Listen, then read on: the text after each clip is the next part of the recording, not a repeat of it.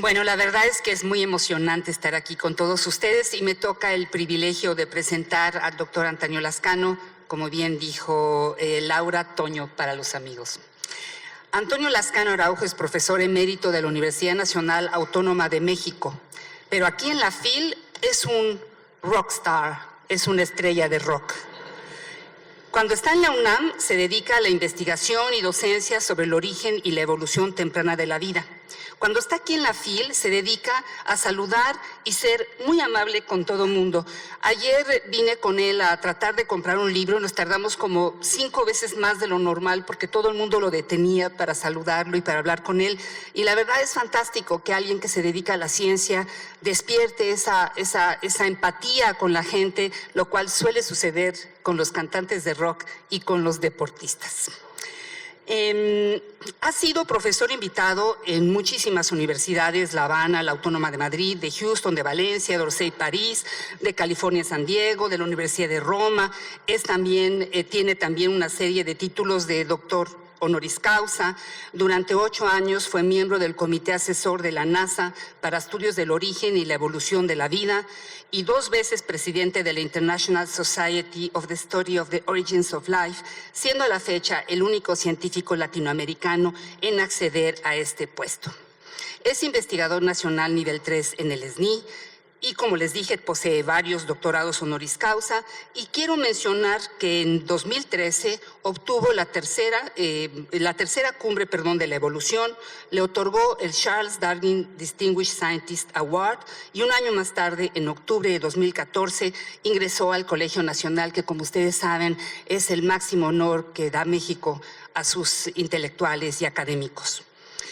Él me dio una serie de números porque le pedí su currículum, pero no quisiera detenerme mucho en eso. Números verdaderamente impresionantes, 126 artículos, 61 capítulos en libros, 25 libros, en fin. Pero la verdad es que a mí me parece lo más impresionante es que posee el cariño de sus alumnos y de los papás de sus alumnos, porque me tocó ver a varios papás que lo detuvieron diciendo, usted fue maestro de mi hijo, y también a los hijos de sus alumnos, porque una chica que yo conozco me contó cómo su mamá iba a su clase cuando estaba a punto de dar a luz y que le dijo un día, Toño, mira, ya mejor, luego te repongo las clases, pero mejor ya no sigas viniendo porque ya era demasiado. ¿Qué es más importante, todos los logros académicos o esta calidad humana? Pues evidentemente las dos cosas. Las dos cosas nos completan y en ambas Toño ha sido enormemente exitoso. Me gustaría también añadir un toque personal. Es un excelente amigo, tiene un gran sentido del humor, un poco sarcástico y además, como lo dice muy serio, te la crees las cosas que te dice. Está lleno de buenas anécdotas, de expresiones divertidas, algunas que no me atrevería a repetir en público. Es alguien que lucha por sus principios, pero respeta la diversidad de las ideas. Y bueno, acabo de vivir un ejemplo de su amistad y generosidad que quiero compartir con ustedes. Tenemos una amiga común que está luchando en un tratamiento contra el cáncer, que va a ser muy exitoso, no tenemos duda de eso, pero para ayudarla se hizo una rifa de una televisión con una pantalla de 50 pulgadas. Y este hombre se ganó la rifa, lo cual es absolutamente increíble. Yo nunca me he ganado una rifa en mi vida. ¿Y saben qué hizo? ¿Saben qué hizo con la rifa?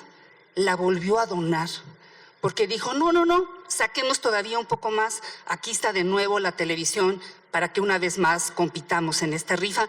Me parece un acto de absoluta solidaridad, sobre todo porque son pantallas fantásticas, estarán todos de acuerdo. Es un acto de solidaridad, generosidad, amistad, y la verdad es que estamos muy orgullosos de compartir este espacio con él el día de hoy. Y en honor a Juan Rulfo, estamos en su tierra, estamos en su auditorio. Recordemos lo que nos dijo cuando hablaba de México y los mexicanos. ¿Nos salvamos juntos o nos hundimos separados? Que la ciencia nos una y nos salve. Muchas gracias. Toño, por favor.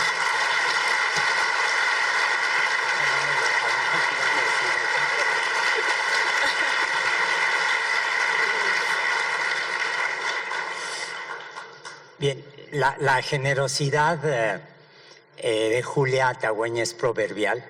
Quiero decir que yo cuando entré a la Facultad de Ciencias, ella andaba por allí, con muy poco tiempo de diferencia, Y me llamaba mucho la atención porque, como ya pueden darse cuenta, siempre ha tenido unos pelos así absolutamente espléndidos, pero los pelos sean así y la minifalda era así, como ella misma dijo hoy en la mañana. Era la moda. Claro, pero además yo estaba convencido de que le caía gordísimo. No.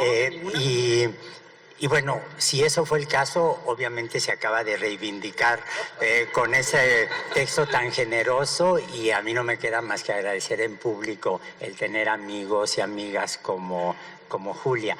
La verdad de las cosas es que no sé exactamente qué es lo que vamos a hacer el día de hoy. Pero yo sí quisiera retomar un solo punto, que es lo único que se me ocurre, de lo que leyó Julia, y es mi convicción muy firme de que la ciencia es un patrimonio común.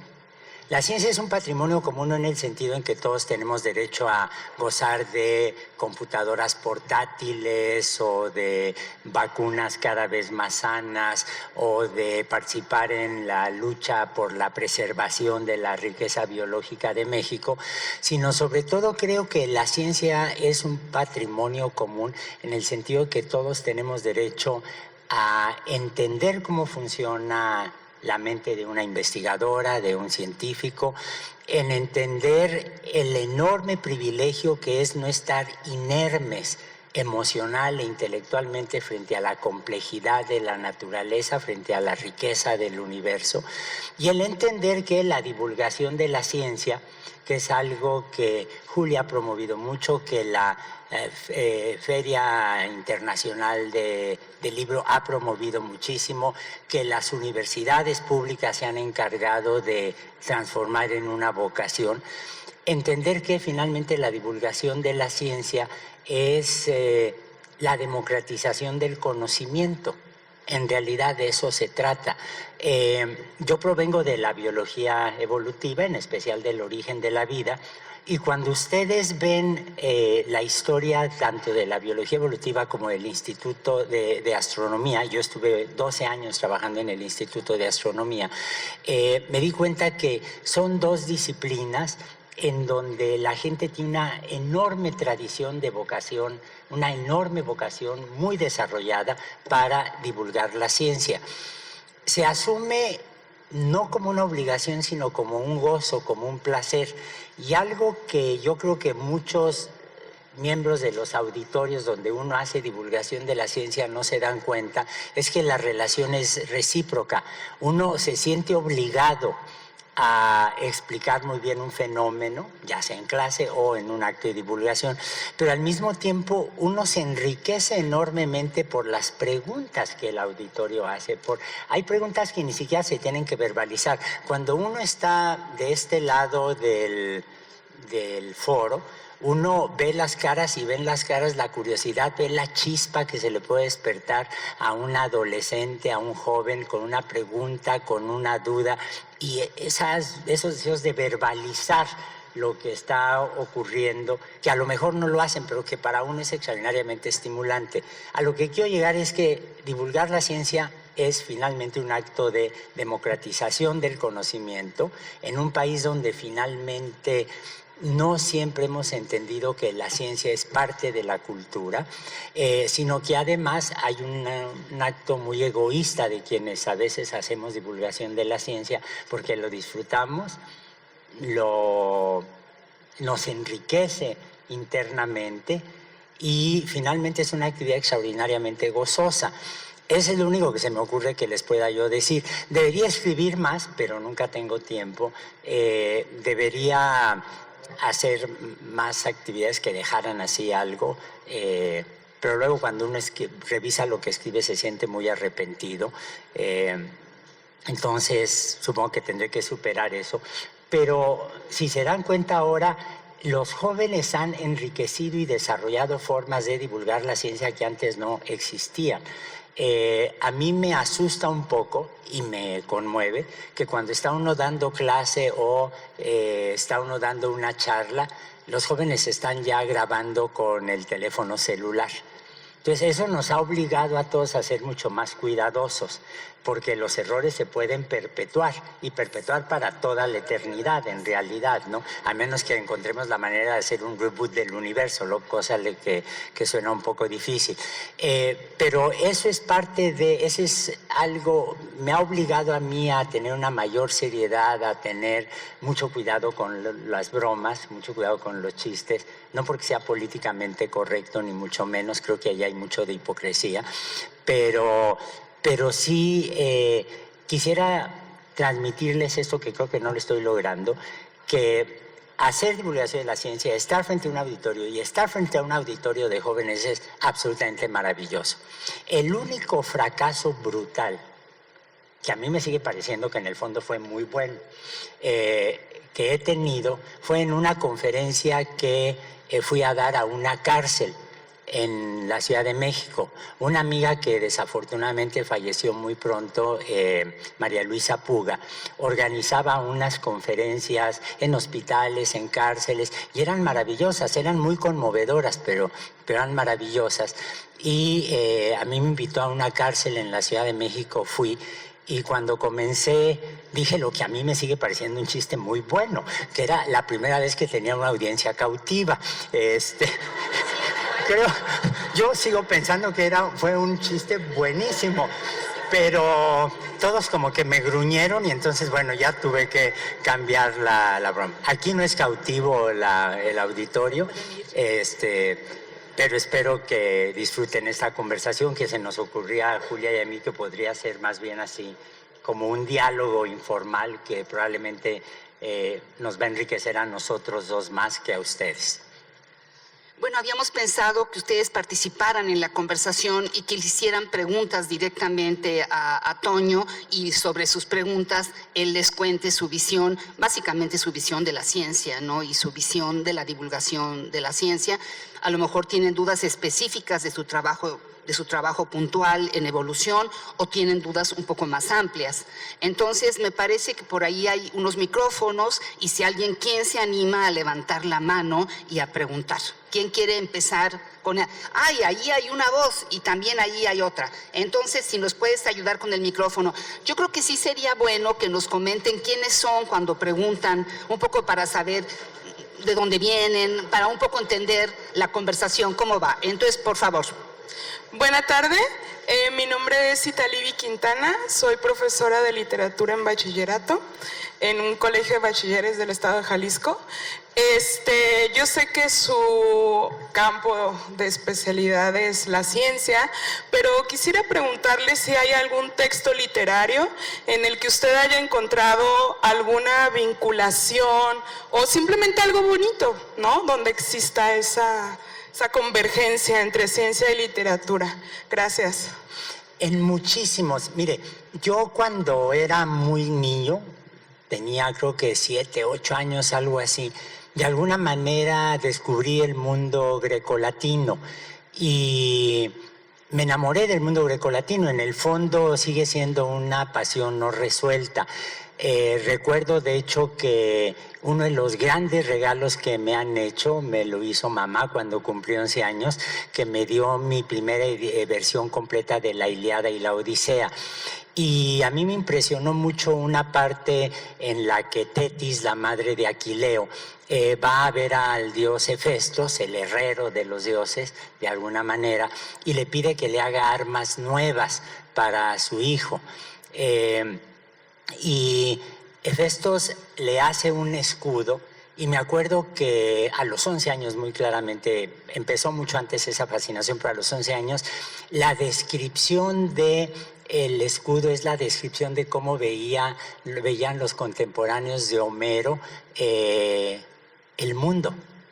Entonces, allí descubrí que sin perder la belleza literaria, uno puede descubrir en los textos o en las obras de arte, uno puede descubrir la influencia de la ciencia o el pensamiento científico que había en ese momento y demás. Y fue una fascinación que hasta la fecha persiste. Yo hubiera querido dedicarme a la historia de la ciencia en el mundo, especialmente grecolatino. Con un amigo pensamos en traducir a Aristarco de Samos, un astrónomo, pero él sí tiene una formación en el mundo griego mucho más sólida que la mía. Yo no tuve tiempo, pero sí les puedo contar que el amor por Homero fue tan grande que una vez en el Museo del Louvre, cuando no me vio nadie, toqué el busto de Homero así rápidamente, escondidas, porque no resistí no hacerlo, ¿no? Pero luego, además, que eso es el otro punto que es importante, hay escritores científicos que son extraordinarios. Todo el mundo puede pensar, por ejemplo, en los textos de Carl Sagan, que seguramente han leído, pero yo, por ejemplo, algo que les sugeriría a todos los jóvenes es que, lo pueden bajar de la red, es que leyeran el diario de viajes de Charles Darwin. Es absolutamente fascinante, y ahí uno se da cuenta que el ser un científico tan acucioso, tan talentoso, tan observador, con una capacidad de integración tan extraordinaria, queda ayudado por tener lo que Henry James llamaba the felicity of style, ¿no? Esta capacidad para describir muy bien en una forma muy fluida. Ustedes leen, por ejemplo, así como una científica contemporánea que fue muy amiga mía, muy amiga mía, probablemente la mujer que más ha influido en mi carrera científica, Lynn Margulis, publicó en 1981 un libro espléndido sobre la evolución celular. Yo estaba de profesor en una universidad del extranjero, me avisaron que me había llegado el libro, fui a recogerlo a la oficina de correos a las 11 de la mañana, era verano, estábamos en Barcelona. Comencé a leer el libro a esa hora y a las 11:30 de la noche lo terminé de leer de corrido.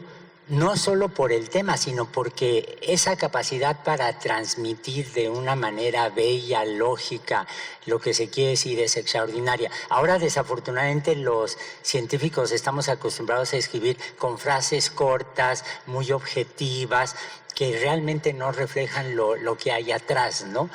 Pero, ¿cómo se llamaba la física esta que descubre Ilse, que estudia la radioactividad? No dirás, no estás pensando en María Curie. No. Que ese nombre se lo sabe todo el mundo. Todo el mundo, ¿no? Sí. Que raro. Escribía bien, pero escribía mucho mejor su hija. Su hija tenía un talento para escritor enorme. No, esta mujer, Lisa Meitner. Lisa Meitner. Todos tenemos que viajar, yo viajo mucho, y siempre que llego en la noche, por ejemplo, a la Ciudad de México, me fascina ver desde el avión todas las luces encendidas de la ciudad. Y Lisa Meitner tiene un texto maravilloso en donde se asoma, imagínense los riesgos que corrían, se asoma por un microscopio a material fosforescente, a material radioactivo, a distintas cosas, y dice, es como un mar de electrones donde las olas se mueven al son de un ritmo cósmico que no alcanzo a entender. Que alguien sea capaz de decirlo así es maravilloso, y me impresionó tanto el texto que cada vez que vuelo sobre una ciudad, sobre todo la Ciudad de México, pienso en ese texto, en los electrones moviéndose, porque la ciencia finalmente no está reñida con ninguna forma de arte, con ninguna forma de literatura, y hay unos poemas escritos por científicos que más vale la pena no leer, pero pues sí, la verdad. ¿Puedo pero decir hay una cosa de Lisa Meitner? Sí, por favor. Cuando Lisa Meitner fue a estudiar a la universidad, apenas acababan de dejar entrar a las mujeres a estudiar, pero no había baño para mujeres. Entonces tenía que salir de la universidad a un restaurante enfrente para poder ir al baño, nomás para que vean cuál es el camino, porque eso no es hace mucho tiempo. Bueno, un fenómeno más reciente es el de Rosalind Franklin. Eso me lo contó un amigo de ella, Leslie Orgel, un amigo del laboratorio. Publicamos como 3 o 4 artículos juntos. Él era el mejor amigo de Francis Crick y conoció muy bien a Rosalind Franklin. Y Rosalind Franklin tenía que bajar en Cambridge al sótano para usar un bañito que había sido el baño de los consejeros que habían adaptado para las 5 mujeres que estaban ahí. Las mujeres en NASA, las matemáticas, sí, claro. Que tenían que ir corriendo a un edificio, quién sabe dónde, y regresar después a trabajar.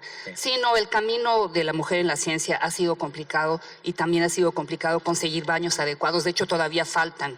Todavía es un tema abierto. Sí. Pero volviendo al otro punto, sí. hay textos literarios, una extraordinaria riqueza científica, y hay textos científicos escritos por grandes maestros de la literatura, ¿no? Pues muy bien, pasemos a otra pregunta. Creo que por ahí, luego vienes tú, pero creo que ahí ya tienen el micrófono prestado. Entonces, si nos cuenta quién es usted y hace la pregunta. Soy Alba Canizal, soy profesora de secundaria, soy de formación de letras hispánicas, y cuando les acerco a mis alumnos textos de divulgación de la ciencia, lo primero que me dicen es clase de español. Dije, sí, tienen que aprender a leer diferentes discursos. Y una vez que se acercan a la ciencia, se enganchan con la ciencia. Y la pregunta que me gustaría hacerle al doctor Lascano es, ¿a qué edad puede uno empezar a, pues de alguna manera, seducir a los estudiantes con textos de divulgación de la ciencia? Yo creo que desde muy temprana edad. Yo creo que a mí hubo dos momentos, tres en realidad, que me cambiaron el mundo. Uno fue cuando aprendí a atarme los zapatos, la cinta de las agujetas. Eso sí fue un triunfo brutal. El otro fue cuando aprendí a andar en bicicleta, y el tercero fue cuando aprendí a leer.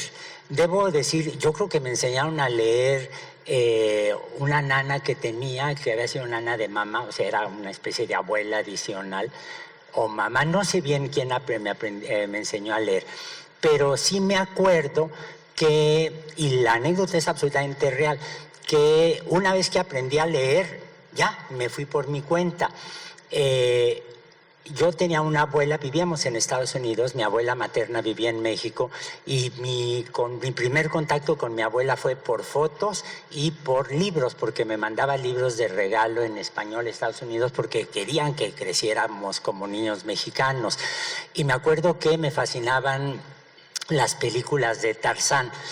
Y cuando ella me envió un libro morado, me acuerdo muy bien de Tarzán, The Ape Man, yo decía, el hombre gorila, como que no checaba muy bien. Pero eso me llevó a proponer mi primer teoría científica. Porque, sí, estaba yo muy pequeñito.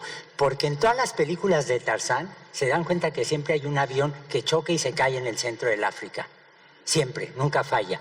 Entonces mi conclusión fue muy obvia, y es que había un imán grandote en el centro del África que hacía que se cayeran los aviones. Sigo pensando que es una teoría muy razonable, pero no he logrado convencer a mis amigos de geofísica. No. Pero lo que eso quiere decir es que alguien me había ya enseñado que los imanes atraen el fierro y otros metales, y estaba yo como cualquier niño, porque cualquier niño o cualquier niña va a llegar exactamente a la misma conclusión de que pues, si se caen los aviones es porque tiene que haber algo que los atraiga. Y era esa combinación de literatura, una literatura bastante racista, porque si ustedes leen o ven las películas de Tarzán, se dan cuenta que es la idea del hombre blanco civilizador, que tiene esta superioridad automática, aunque haya crecido rodeado de chimos, de simios, de chimpancés, etcétera. Pero ya están integrando las cosas, y creo que ese es el secreto, que los niños aprendan a integrar muy rápidamente distintas áreas del conocimiento. Ahora, quieren que un niño pequeñito, una niña chiquita se acerque a la ciencia, denle un libro sobre dinosaurios. Los dinosaurios es la gran atracción de todos los niños, yo creo que en el fondo porque se identifican con ellos, ¿no? Pero allí están, ¿no? Sí, ¿puedo comentar una Por cosa? favor. Bueno, respecto al magnetismo y los imanes, Einstein declaró que cuando se dio cuenta de que existían los imanes, le despertó un interés por la naturaleza increíble, porque eso de que algo atraiga de la nada, caernos todos aprendemos rapidísimo que la Tierra nos atrae, ¿no? Pero el que se pegue los metales a un imán lo impresionó enormemente y lo consideró como el despertar de su interés científico. Yo no sabía esa anécdota de Einstein, ¿eh? Me estás haciendo quedar muy bien con el... Ahora, respecto... ¿A qué edad lo descubrió él? Pues era un niño pequeño y... ¿Pero tenía cuántos años? Pues no Para sé. saber si estaba más chico. No sé si me lo invento. No sé si me lo invento o reconozco que no me acuerdo de ese detalle. No me acuerdo de ese detalle, pero era un niño. Y respecto a qué va a empezar con los textos, la verdad es que cada vez más hay literatura que tiene ciencia para niños pequeños. Como que los libros de cuentos convencionales están un poco fuera de moda, ¿no? Las princesas ya no están interesadas en los príncipes, las películas han cambiado, ahora tienen un tema mucho más cercano a la realidad, ¿no? Y cada vez hay más libros para niños pequeños y desde luego el tema de los dinosaurios es fundamental para despertar el interés, sin ninguna duda. Yo en algún momento de mi pasado escribí con mi nuera un libro para niños que se llama Eureka, que es sobre el principio de Arquímedes, porque todos los niños se dan cuenta de que en la tina hay cosas que flotan y hay cosas que no flotan, como ellos mismos, ¿no? Y lo puede leer un niño muy pequeño y creo que muy pronto se puede... De hecho, todos los niños nacen investigadores, todos los niños hacen las mejores preguntas. Permítanme retomar esa frase de Julia. Todo pequeñito, toda niña es un científico en potencia. Tal vez no se conviertan en una química cuántica, tal vez no se conviertan en un geofísico, pero la curiosidad infantil es un rasgo que yo creo que comparten un científico de 80 años con una niña de 3. O sea, yo auténticamente creo que seguir descubriendo el mundo es un rasgo general y probablemente la diferencia es que con el tiempo uno sistematiza esa curiosidad, le va dando forma, la va concretando, la va focalizando, pero en el fondo yo creo que todos tenemos esa curiosidad científica, lo cual no quiere decir que todos vayan a ser científicos, pero tener, por ejemplo, a un contador público titulado que le interese la relatividad es un fenómeno importante, tan importante que hay una idea que se tiene, que yo encuentro fascinante, que desarrolló un biógrafo de Picasso. Picasso tenía un contador que le llevaba las cuentas, la contabilidad de las obras que vendía. Era el contador en realidad un actuario, pero era un hombre extraordinariamente culto que le gustaba mucho leer sobre ciencia. Y a Picasso le interesaba mucho lo que su actuario, su contador, le decía. Es decir, hay una conexión entre Picasso, que es uno de los artistas que más se pudo renovar a lo largo de su vida. El Picasso de 80 años no tiene nada que ver con el de 70, que no tiene nada que ver con el de 40, que no tiene nada que ver con el de 20. Y Picasso claramente juega mucho con los marcos de referencia.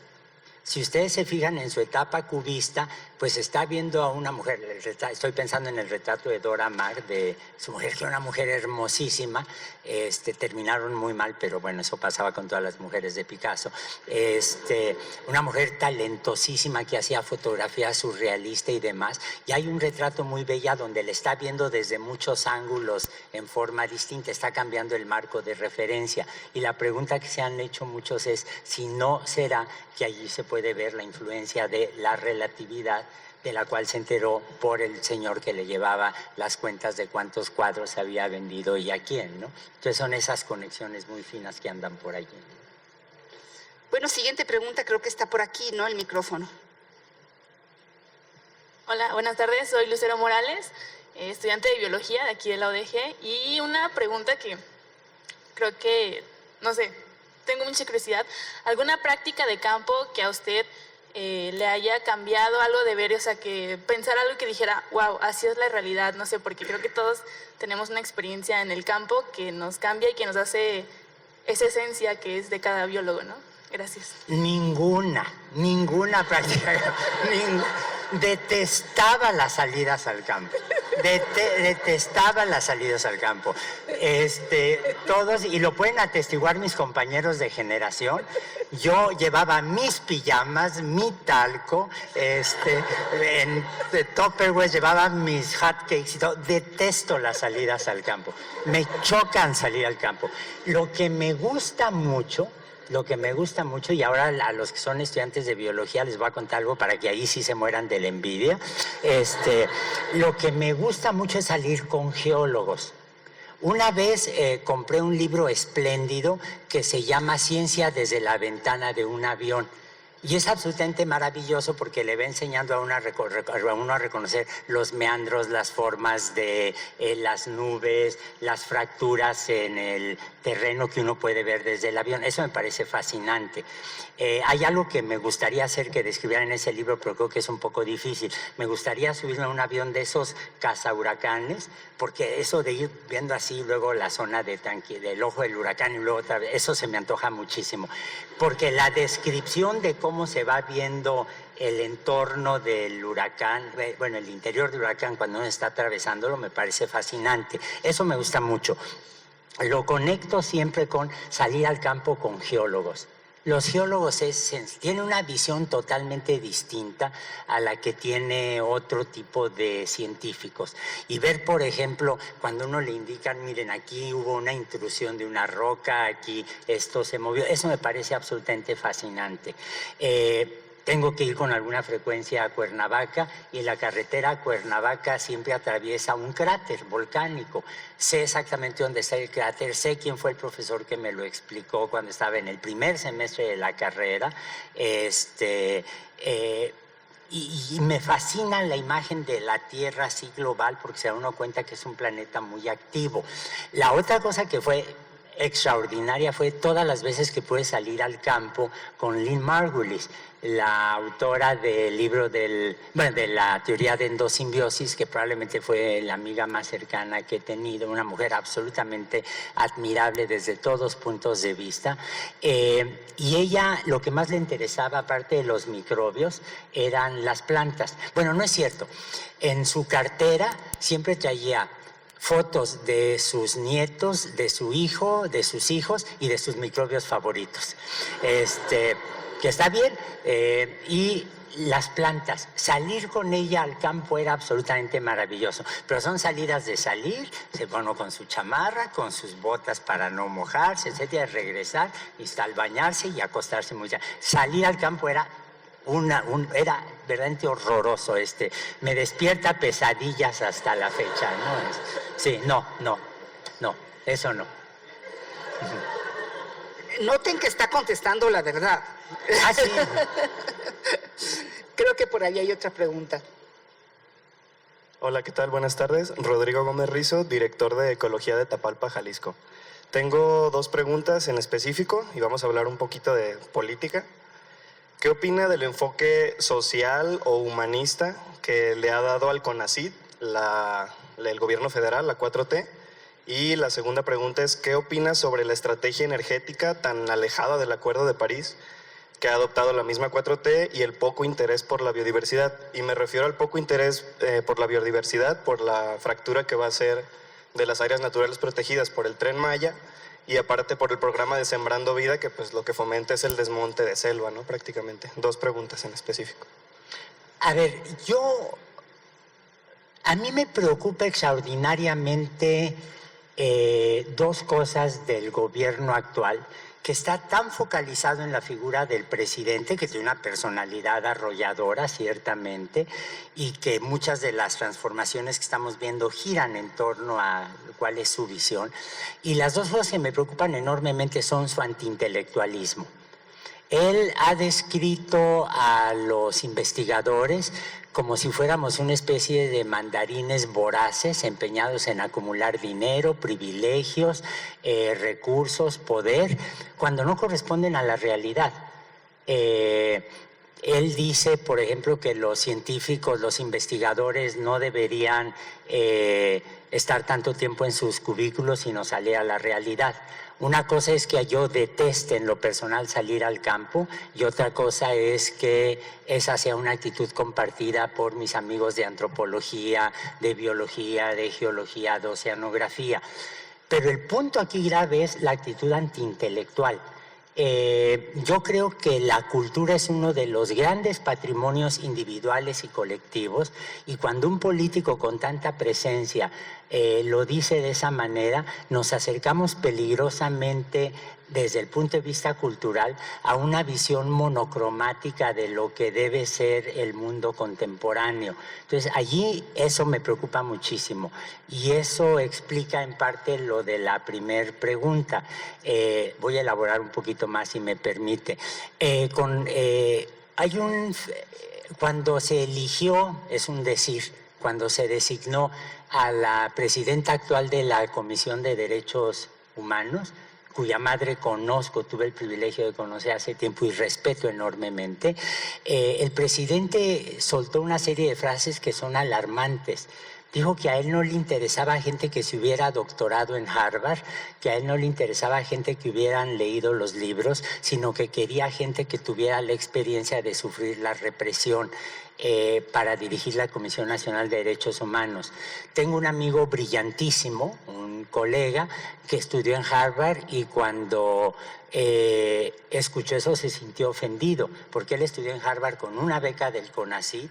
Él pasó privaciones porque las becas no necesariamente llegaban a tiempo, no necesariamente eran buenas, y Harvard no da los títulos de manera gratuita como tampoco los da ninguna universidad. El denostar la cultura a mí me recuerda momentos muy tristes de la historia reciente de la humanidad, por un lado. Por otro lado, uno puede tener una idea de la riqueza biológica de muchas maneras. Una puede ser a través del conocimiento empírico que tienen muchas comunidades indígenas, que hemos idealizado mucho, ciertamente. Y piensen, por ejemplo, en el manejo agroecológico que hacen muchas etnias en México. Pero eso es absolutamente complementario con la visión más desarrollada, más sofisticada que tenemos ahora, en donde no se trata solo de conocimiento empírico acumulado por varias generaciones, sino también del conocimiento molecular, de la percepción remota, de los cambios en el tiempo, etcétera. Entonces, yo sí, mis dos críticas básicas, no son las únicas, pero mis dos críticas básicas al gobierno actual se centrarían en ese desdén por la cultura, en ese desdén por la opinión de los expertos y en ese presentar una caricatura de lo que es el mundo académico. Es cierto que él no es un académico, es cierto que él vive en un mundo interesado en la política, interesado en las respuestas inmediatas, pero eso no es lo que yo creo que se debe esperar de un político moderno. Uno puede sazonar el discurso con llamados a una visión humanista, pero les puedo garantizar que así como hay científicos que tuvieron una visión profundamente conservadora, racista, reaccionaria, como los científicos que, por ejemplo, colaboraron con los nazis, también hubo muchos científicos que objetaron ese tipo de actitudes, muchísimos. Cuando los nazis estaban diciendo, o los racistas estaban diciendo que la biología demostraba que había razas superiores, otro grupo enorme, mucho más numeroso de investigadores se estaban juntando para decir la biología no puede ser utilizada para excluir a ningún grupo humano del avance social. Entonces, esas caricaturas que presentan una imagen binaria tan simplista, a mí no me gustan y me temo que en el fondo reflejan que el presidente todavía no sale de Macuspana, ¿no? Lo dije yo, no lo dices tú. No, me gustaría hacerles un comentario sobre el verdadero problema. Van a decir que me estoy saliendo por la tangente, pero el verdadero problema que es el cambio climático. En realidad, ustedes se van a tener que enfrentar a un mundo diferente debido al cambio de la temperatura del planeta. Y hoy me llegó, y tendríamos que todos pelear porque las políticas cuidaran ese aspecto, porque estamos realmente protegiendo el futuro de ustedes y de los que vengan después. Estoy muy impactada porque me llegó un anuncio que está circulando el Museo del Prado sobre el cambio climático, donde están los cuadros más famosos del Prado, cómo se van a ver si sube la temperatura del planeta 1.5 grados centígrados. Entonces, por ejemplo, les cuento uno de ellos, está este cuadro de Velázquez, que está uno de los reyes a caballo, pues el agua le llegaría a la Carlos nariz V. al caballo. Es Exacto. Carlos V, El agua le ya. llegaría a la nariz al caballo porque simplemente el mar va a desaparecer las costas, va a desaparecer las islas porque va a subir un cierto número de metros.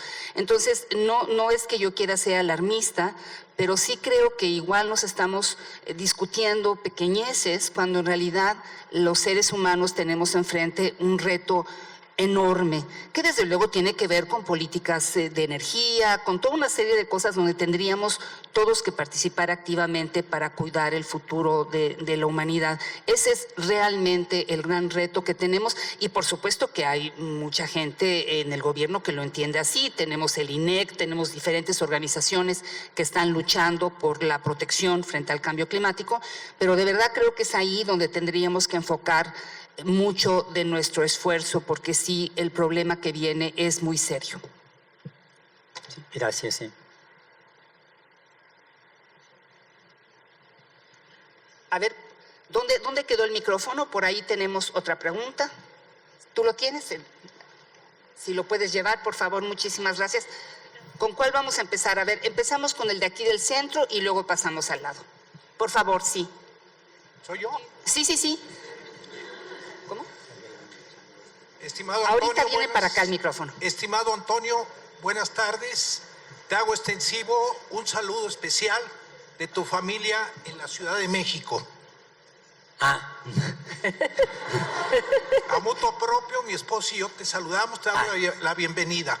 Mi inquietud, Antonio, es: las universidades están haciendo lo que deben de hacer para mejorar la pobre situación de la educación en México con estos retrocesos que hemos tenido en los últimos años, o pueden hacer algo más, poner un elemento adicional para que la juventud que estudie en ellas sea vocera por un cambio, por un mejor mundo y finalmente por un mejor país. somos concuños. Sí, ¿no? Sí, ¿no? Sí. Somos medio concuños o algo así. Sí. Sí. Sí. Tú eres el tío de Alía y de Diana. Bueno, a ver, las universidades, miren, aquí déjenme hacer un elogio a la universidad. Hay muchos tipos de universidades. Hay universidades como Harvard, que ya se mencionó aquí, que son universidades que hacen una investigación de primer orden, que son negocios, porque los profesores que trabajan ahí tienen que pasar un porcentaje del dinero que entra para la investigación, que son universidades que cobran, que son centros de desarrollo cultural, científico absolutamente extraordinario. Pero hay universidades como la de México, como las universidades mexicanas. Las universidades públicas son uno de los grandes recursos que tiene el país. Cuando uno piensa en el patrimonio cultural, científico, social de las universidades en México, no tienen parangón. Déjenme usar el ejemplo de la UNAM, que ciertamente es excepcional por esta concentración histórica de poder económico, político, social que hay en el país, salvo algunas grandes ciudades como Guadalajara. Ustedes saben que lamentablemente México es un país con una tradición centralista que está absorbiendo recursos, la ciudad, de una manera que en el fondo es muy inequitativa, es antidemocrática. Por las razones que ustedes quieran, la UNAM es una universidad que tiene el resguardo de la Colección Nacional de Meteoritos, el resguardo de la Biblioteca Nacional, en resguardo la Hemeroteca Nacional, en resguardo el Herbario Nacional, que tiene la mayor diversidad de campos de investigación y docencia en humanidades, en artes, en ciencias sociales, en ciencias naturales, en ciencias exactas. Si ustedes ven, la mayor parte de los miembros del Colegio Nacional somos egresados de la UNAM. La mayor parte de los miembros de la Academia Nacional de Medicina son egresados de la UNAM. Es una institución de una riqueza extraordinaria, pero lo que a veces no nos damos cuenta es que además la UNAM y las universidades públicas en general son centros de difusión cultural que cumplen con una misión que no tiene parangón en otros países. Una vez iba yo con un amigo italiano que me había invitado a dar una charla. Él vive afuera de Roma, me habían invitado su familia a quedarme con ellos. Íbamos en su coche de regreso a Roma para que yo diera mi conferencia. Él prendió la radio y estaban pasando un concierto. Entonces le pregunté yo, ¿esta es la radio de la Universidad de Roma? Y me volteé a ver muy sorprendido. ¿Cómo que la radio de la Universidad de Roma? Y cuando yo le conté que en México las universidades tienen estaciones de radio, tienen estaciones de televisión, que son las grandes promotoras de la vanguardia cultural, artística, literaria, se quedó totalmente atónito. Las universidades públicas son uno de los grandes recursos que tiene la nación. Son un recurso extraordinario. Además, como son públicas, son gratuitas. Yo no hubiera podido estudiar, porque no había dinero en la familia, suficiente para pagar una universidad privada. Son universidades además laicas, que este es otro punto que quiero subrayar, porque yo no concibo un desarrollo científico en una atmósfera religiosa, como parece que le gusta mucho coquetear con ella al presidente de la República y a algunos otros. La universidad en México pública es laica, es gratuita, es secular y es un foco de donde emergen y se difunden muchas de las grandes ideas contemporáneas en las artes, en la política, en la ciencia, etcétera. Eso es cierto para la Universidad de Guadalajara. Uno llega a la FIL y sabe que lo que se esconde atrás de la alfombra, atrás de la pantalla, atrás de las paredes, es la Universidad de Guadalajara.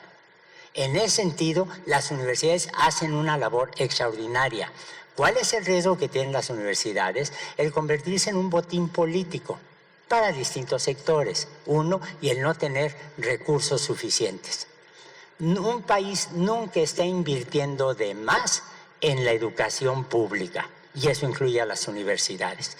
Ustedes van a cualquier universidad estadounidense y se dan cuenta que son universidades donde los estudiantes tienen que pagar. Aquí la cantidad de dinero que uno paga, eso es mínimo, y aún así hay estudiantes que no tienen, provienen de familias que no lo pueden pagar. Deberíamos tener más recursos para eso. ¿Cómo puede uno diversificar la oferta didáctica, de investigación, de divulgación en las universidades? Démosle más dinero a las universidades públicas. Asignémosles más recursos, démonos cuenta, no solo como gobierno, porque esto no es un problema de López Obrador o de Peña Nieto, es también un gobierno de la sociedad en general. Tenemos que percatarnos de que la sociedad no puede funcionar si no está dedicando los recursos adecuados para la enseñanza, para la salud pública, para la protección de los niños, para la protección de los ancianos. O sea, eso es una cosa de principios, ¿no? Y en ese sentido, yo creo que uno tiene que plantear como sociedad la exigencia de que cada vez haya más dinero para las universidades, que diversifiquen su oferta intelectual, docente, divulgativa, ¿no? Y también más dinero para ciencia, tecnología e innovación. Yo sí, no lo estoy separando, ¿no? Y damos de una vez, ¿no? Sí, absolutamente. Creo que había una pregunta por aquí, no sé dónde esté el micrófono ahora.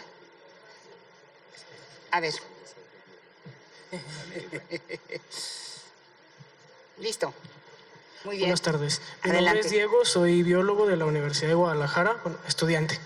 Y una de mis preguntas es más dirigida a nuevos estudios y a un análisis que hizo la NASA, que se descubrió ribosa en meteoritos que caen en muy poco porcentaje en la Tierra. ¿Qué impacto está dando esto al origen de la vida? Y porque estuve escuchando compañeros, ¿no?, que luego la panspermia vuelve a resonar.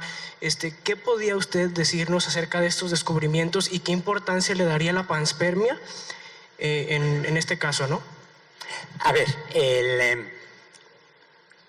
la Tierra tiene unos 4.600 millones de años de edad.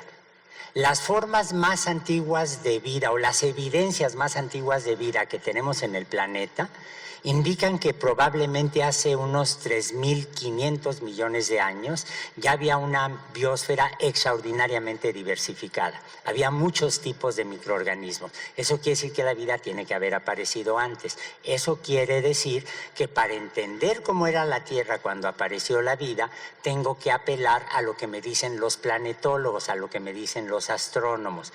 Y eso es fascinante porque vuelve el estudio de origen de la vida un campo multi e interdisciplinario. Ahora, como la Tierra es muy vieja y es un planeta geológicamente muy activo, las rocas más viejas del planeta no se han preservado. No tenemos un pedazo del material primero que se formó en la Tierra, pero tenemos los meteoritos, que son en el sentido más estricto un regalo del cielo. Hay meteoritos que... Los dinosaurios. No, los dinosaurios sí, bueno, sí. De decir por tontos, pero no tuvieron la culpa en realidad.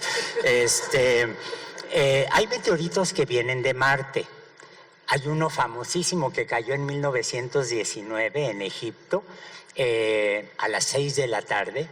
Estaban unos oficiales ingleses tomando el té en el pueblo de Nacla. Iba un perro atravesando la calle y de repente, pum, cayó un meteorito y lo mató. Entonces, es absolutamente maravilloso, ¿no? Entonces, pues sí, recogieron el pedazo de meteorito, lo guardaron y ahora sabemos que es un meteorito que viene de Marte. No tiene nada de raro. Debe haber chocado un meteorito contra Marte, lanzó los pedazos de Marte en todas direcciones y la fuerza de gravedad en Marte es menor, entonces era fácil escaparse y un pedazo llegó y mató al perro en Egipto, ¿no? Que esas cosas pueden pasar. Tenemos otros meteoritos que vienen de la Luna. Esto no crean que es tan difícil, conocemos muchos. Hay tiendas especializadas, lo pueden encontrar en la red, en donde venden meteoritos lunares, meteoritos marcianos. Yo no conozco ningún caso de meteoritos de Venus o de Mercurio, pero de Marte y la Luna sí, sin ninguna duda. Pero hay meteoritos que vienen de la época en la que se formó el sistema solar.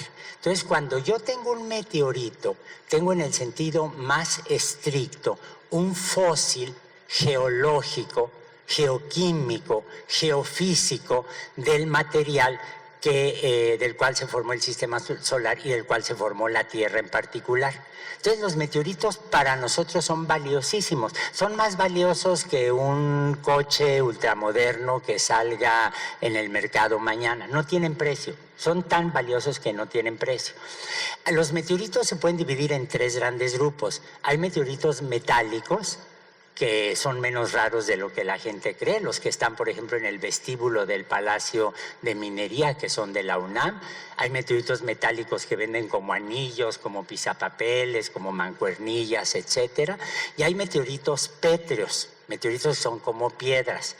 Esos meteoritos, al igual que los metálicos, cuando atraviesan la atmósfera, se calientan por la fricción. Los meteoritos metálicos se calientan mucho, los metales son buenos conductores del calor.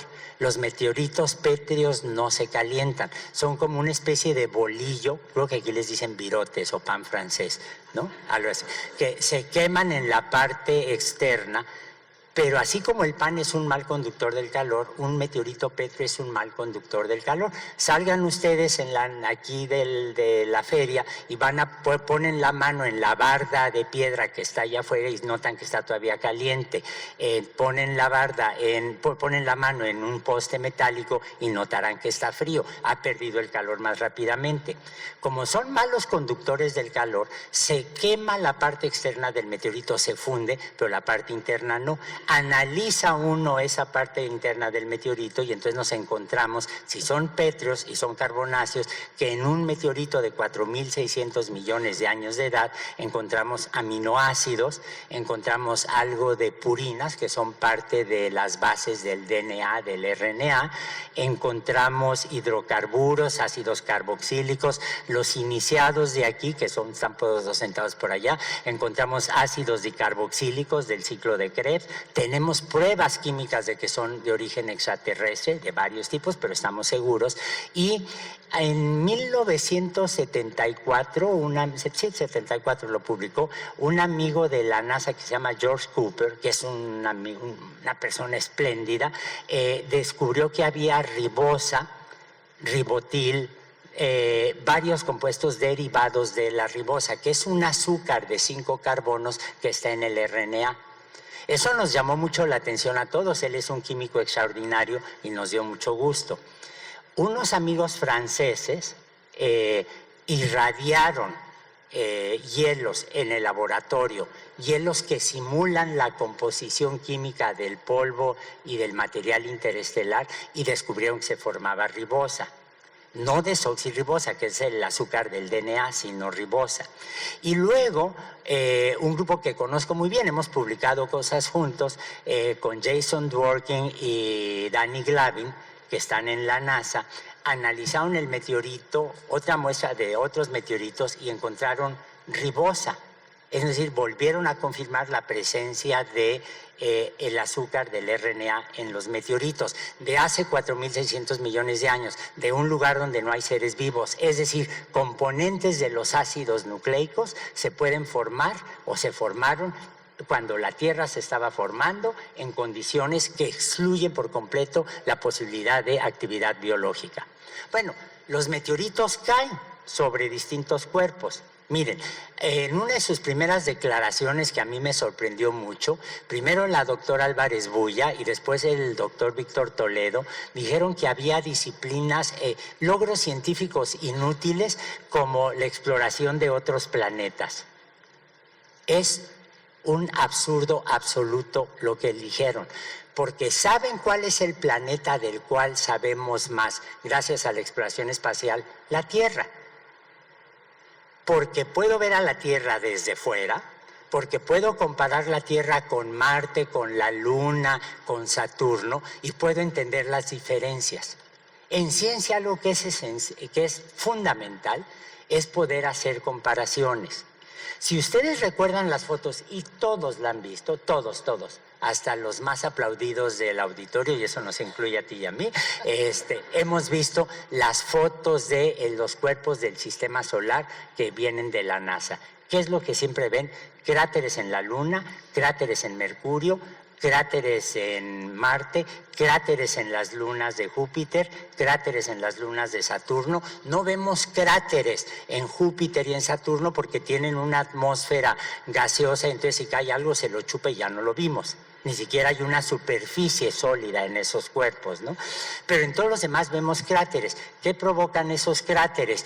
Colisiones. Eso quiere decir que la historia temprana del sistema solar estuvo completamente caracterizada por una etapa colisional. ¿Eso qué significa? Que esos meteoritos que chocaron contra la Tierra deben haber sazonado la sopa primitiva con aminoácidos, con ácidos carboxílicos, con azúcares, etc. No es reivindicar la idea de la panspermia, no es reivindicar la idea de que la vida llegó del espacio exterior, sino reconocer que parte del desarrollo normal del sistema solar fue una etapa de muchas colisiones, de muchísimas colisiones, y que en realidad esas colisiones pueden haber aportado compuestos o moléculas químicas importantes para la aparición de la vida en la Tierra. Ahora, un trabajo que venga de Danny Glavin y de Jason Dworkin, yo lo tomo a pie juntillas. Son verdaderamente unos químicos de una meticulosidad extraordinaria. A ellos les llevó cerca de un año identificar a la glicina, que es el aminoácido más sencillo que conocemos, en una muestra de un cometa. Entonces ahora podemos, fíjense qué fascinante, porque claro, les puede tocar estos efectos del cambio climático si no hacemos algo, como bien decía Julia, pero también les va a tocar un mundo a ustedes en donde cada vez va a ser más fácil traer muestras del espacio exterior, analizarlas aquí en la Tierra, ver cuál es la composición de los planetas y entender en ese conjunto maravilloso de cuerpos que gira en torno al Sol desde hace 4.600 millones de años, porque en algunos lugares sí apareció vida y en otros no. Bueno, en el único donde apareció la vida que sepamos es nosotros, ¿no? Así es. ¿Otra pregunta? A ver, ahí. ¿Tienen todavía el micrófono de este lado?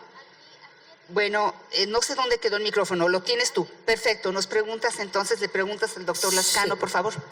Yolanda Pérez, profesora de Lengua y Literatura Hispánicas en el TEC de Monterrey. Mi pregunta es pensando en dos discursos, libro de texto, libro de divulgación. Quizá los distingue solo el propósito didáctico del libro de texto, o usted nos podría precisar desde su punto de vista algunas diferencias entre estos dos discursos, y si quizá podría recomendar algo a los autores de los libros de texto, algo de lo positivo, de lo hermoso que tiene el texto de divulgación, que pudiera también formar parte del discurso del texto, del libro de texto para los estudiantes de las escuelas. Déjeme tratar de responder, maestra, a su pregunta, platicándoles de un amigo que respeto muchísimo, muchísimo. Él viene de una familia muy modesta, tiene un doctorado en química gracias a la UNAM, gracias al CONACYT de antes, un doctorado muy brillante. Y él me contaba que cuando era pequeñito, la familia no tenía para comprar libros, terminaba el libro de texto y lo comenzaba a leer otra vez, porque le fascinaba tanto la lectura. Eso quiere decir que los libros estaban muy bien hechos. Y eso lo que quiere decir es que uno no tiene por qué distinguir entre los libros de texto y los libros de divulgación, no solo científica, sino también divulgación humanística. Hay grandes libros de historia que son de divulgación, hay grandes libros de arte que son de divulgación, etcétera. El libro de texto tiene que cumplir con el compromiso de satisfacer un programa. Y a veces puede hacer unos trucos, miren. Hace muchos años, cuando don Jesús Reyes Heroles era el secretario de Educación, me invitó a que coordinara, el proyecto era precioso, los libros de texto gratuitos de secundaria. Pero entonces nos topamos con una situación muy rara. El programa, los libros tenían que atender al programa. Y entonces, pues el libro corría el riesgo de ser un texto completamente árido. Ahora, díganme ustedes cuál es una de las disciplinas que más se ha desarrollado, lo estamos viendo cotidianamente, de las disciplinas científicas en nuestros días, la astronomía. Entonces, en el programa de secundaria decía, había que enseñar las propiedades del agua. Entonces, el agua todos sabemos inodora, insabora, incolora, si se congela, flota, etcétera. Pero yo armé un equipo de amigos en donde una amiga astrónoma que quiero muchísimo, Elsa Resillas, que tú también conoces, se le ocurrió una idea brillante. Dijo, ¿y por qué el capítulo del agua no lo sustituimos por un capítulo sobre el agua en el sistema solar? Entonces, los núcleos de cometa están hechos de agua. En Marte hay huellas de que hubo agua líquida en el pasado, están los polos marcianos, pero no vemos lagos, ni mares, ni ríos hoy en día. Eso nos permite explicar las transiciones de fase, cómo el agua en Marte pasa del estado sólido al estado gaseoso, se sublima directamente. Y entonces le dimos un giro, todo el libro era así, le dimos un giro absolutamente maravilloso a las obligaciones que nos ponía el programa. Pero además, como todos teníamos mucho interés en la literatura, en la historia, sazonamos todo el libro también con textos clásicos de literatura, de divulgación de la ciencia, de divulgación de arte, etcétera. Hay una tradición muy buena en este sentido en México. Hace muchos años un biólogo excepcional, Juan Manuel Gutiérrez Vázquez, que dirigió ciencias biológicas en el Politécnico en 1968 y tuvo que salir corriendo del país porque Díaz Ordaz fue implacable, como solo él podía hacerlo con él y con otros colegas. Cuando regresó, el secretario Bravo Aguja le pidió que coordinara los libros de texto nuevos de primaria.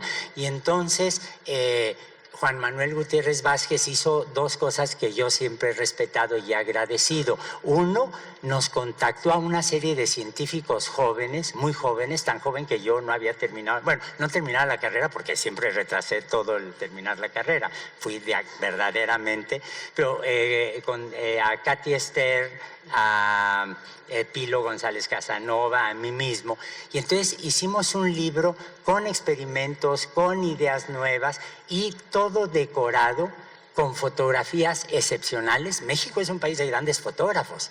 Piensen en Weston, que estuvo en México, piensen en Tina Modotti, piensen en Manuel Álvarez Bravo, en Lola Álvarez Bravo, en Graciela Iturbide. Los mexicanos estamos muy acostumbrados a la fotografía como una forma de arte. Llenó el libro de fotografías, llenó el libro de pinturas mexicanas, llenó el libro, todo de ciencias naturales, llenó el libro de textos de literatura, de poemas, qué sé yo, y yo creo que lo más importante que he hecho en toda mi vida y lo más importante que haré es he sido coautor de un libro que se leyó durante varios años y del cual se editaron millones y millones de libros, ejemplares muy bellos, donde la ciencia era vista como parte de la cultura con todas esta riqueza editorial que Juan Manuel le supo dar y que fue excepcional. Se pueden combinar las dos cosas. Ahora, ¿qué es lo que yo creo que hay que hacer? Yo creo que el libro es uno de los objetos más valiosos que tenemos como cultura, como civilización. Yo creo que hay que editar libros muy baratos, libros clásicos, promover la lectura y garantizar que las niñas, los niños, los jóvenes, además de estar leyendo el libro de texto, tienen acceso a muchas otras formas de literatura, no solo científica, no solo de divulgación, sino de historia, de política, de arte, etcétera, ¿no? No sé por dónde anda el micrófono. ¿Quién lo tiene el micrófono? Bueno, está ahí. Entonces, a ver, uno aquí al grupo de los biólogos, porque ya me quedó claro que aquí está el grupo de los biólogos, y luego nos vamos a ir al otro lado de la sala, porque de este lado no hemos pasado el micrófono nunca. Entonces, a ver, por favor. Hola, buenas tardes. Mi nombre es Jacqueline Medrano Villegas, también soy bióloga. Claro. He trabajado en clínicas de reproducción asistida y cultivos celulares. Y actualmente soy maestra de bachillerato, pero es prepa abierta. Y los cursos duran 3 semanas y quisiera que usted me aconsejara, yo nunca he sido maestra, es la primera vez, ¿de qué manera puedo hacer que a mis alumnos les guste, que entiendan pues la materia de biología y que les guste mucho la ciencia? Y una segunda pregunta, ¿qué opina usted de la manipulación genética de los embriones? A ver, con respecto a la primera pregunta, ¿cuál es el consejo para ser muy buen maestro? Estar dispuesto a aprender de los alumnos. Yo he aprendido mucho más dando clase de lo que jamás llegué a pescar siendo estudiante de la carrera. Cuando uno da clase, uno tiene que darse cuenta que está frente a un grupo de 20, 100, 5,000, los que haya estudiantes, y que esos cerebros en conjunto piensan más que el de uno. Yo creo que ese es el primer principio.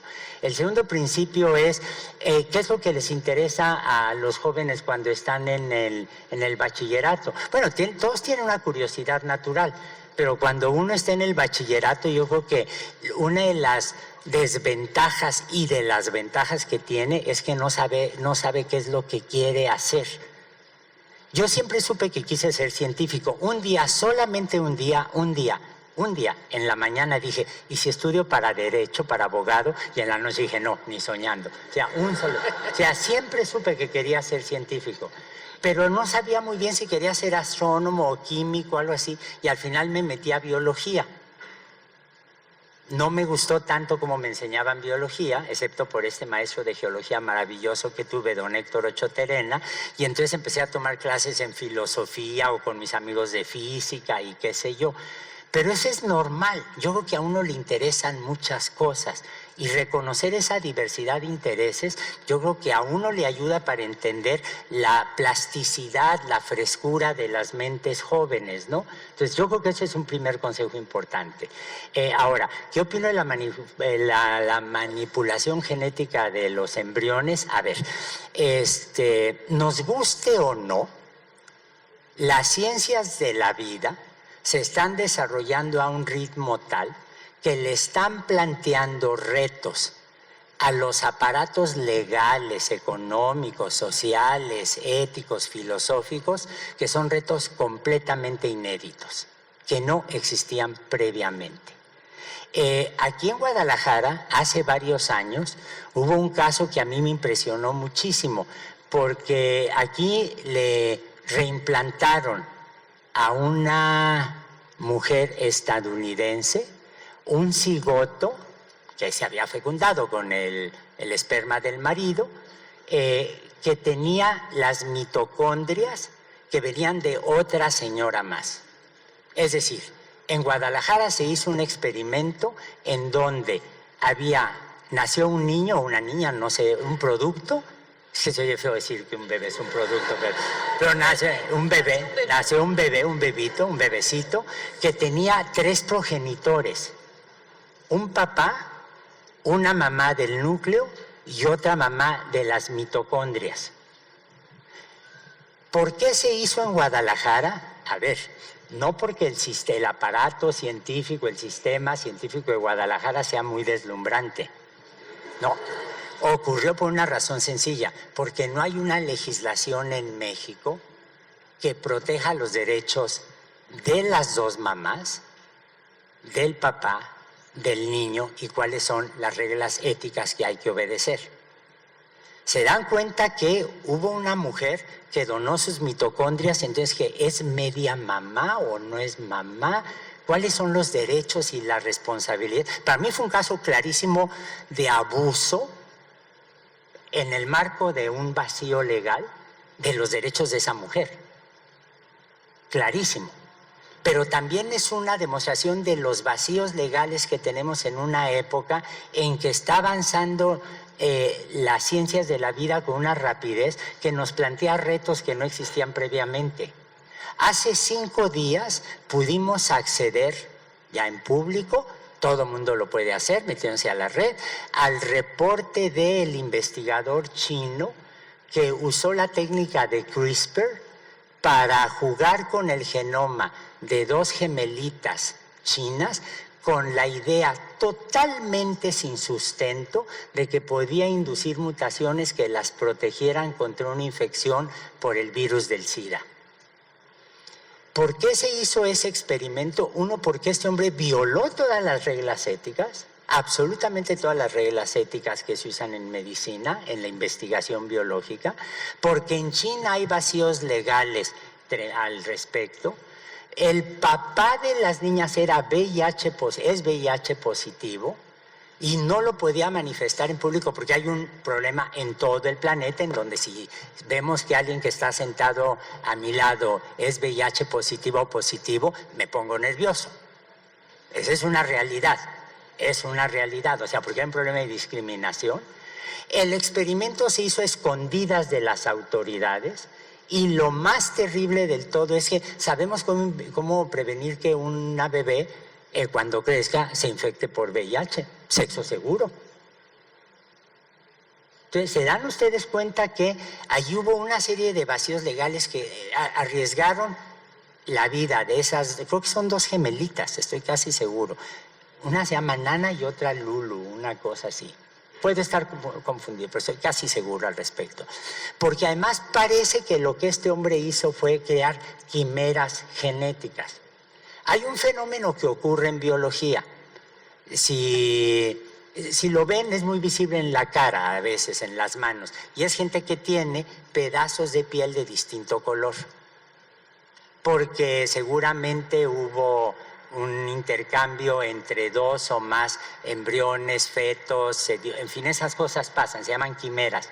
Y lo que es más probable es que estas niñas tengan todo su cuerpo, esté formado por quimeras, en donde unas van a tener un cierto cambio genético y otros no. Eso es una violación horrorosa de los derechos de los niños, de la mamá, del papá, de las reglas éticas que debemos tener presentes, etc. El hombre está en prisión preventiva en su casa, lo cual también me parece una violación a los derechos que él debe tener. Pero se dan ustedes cuenta que este tipo de situaciones van a ser cada vez más comunes. ¿Por qué es importante saberlo? Porque uno debe divulgar lo que son estas técnicas, lo que pueden hacer, los riesgos que existen, para que sea la sociedad en su conjunto informada la que pueda tomar decisiones al respecto y no termine en manos de una compañía de productos químicos el destino de unas líneas de investigación que pueden ser muy exitosas, pero también que pueden plantearnos retos como estos, ¿no?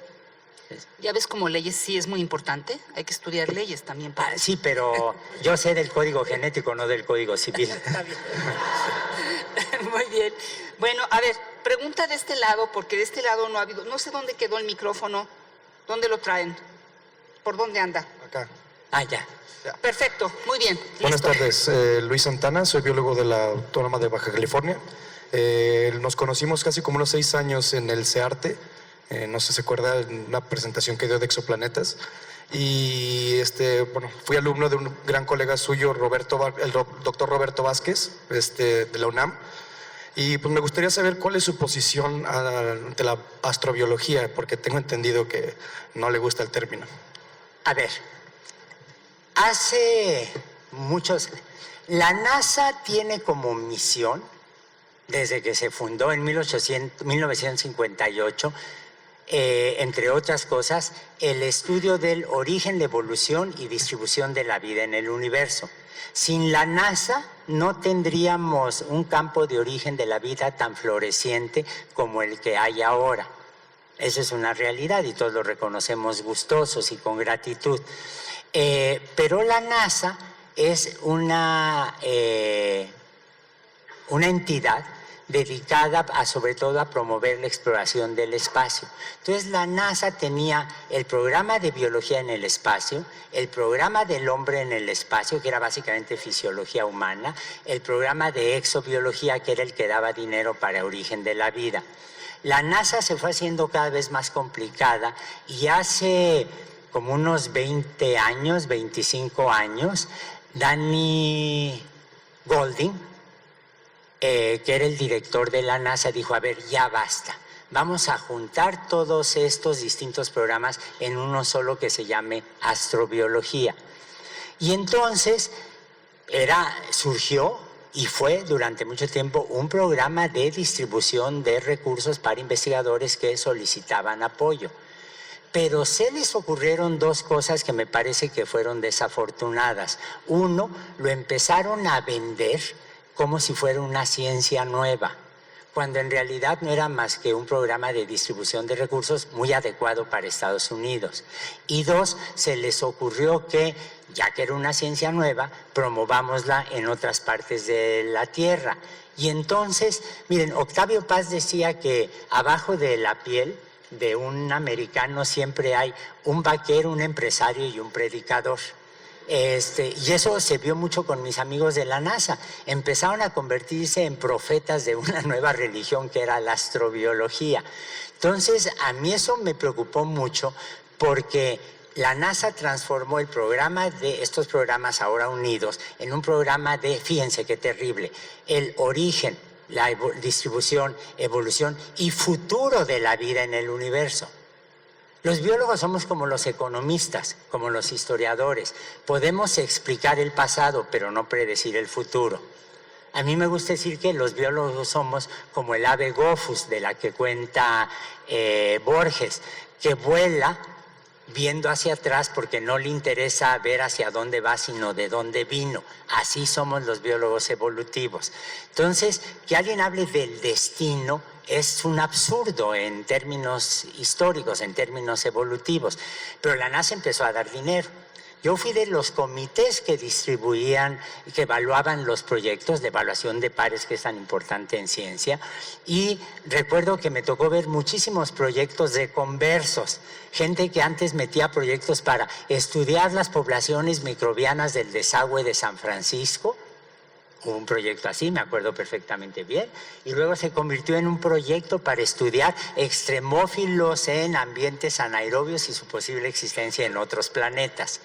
Entonces, a mí eso ya me parecía un poco artificial, pero luego me pareció mucho más artificial la manera en que quisieron promover institutos de astrobiología en otras partes del mundo.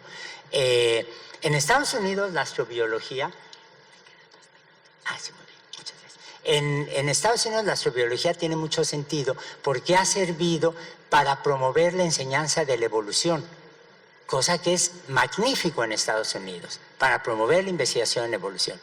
Y ha servido para promover una disciplina muy poco desarrollada en México, que es la biogeoquímica.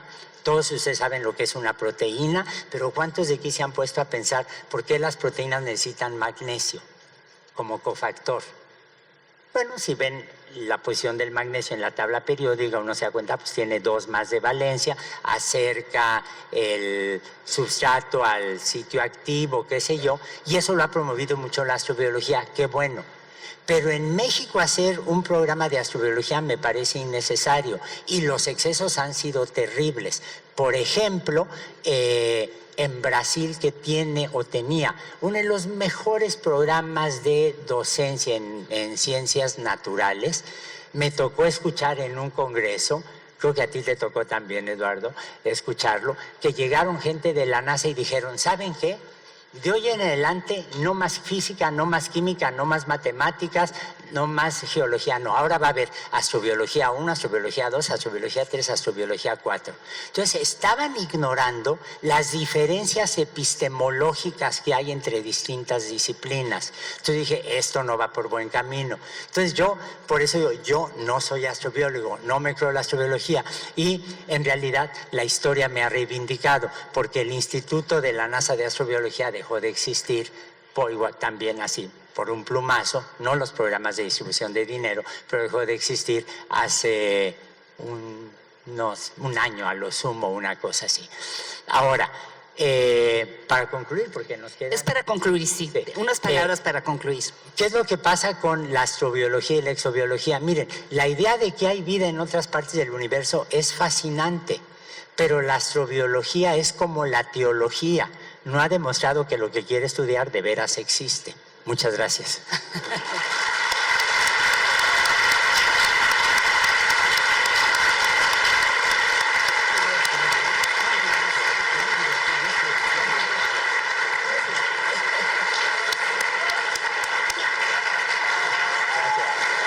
Muchas gracias a todos los participantes.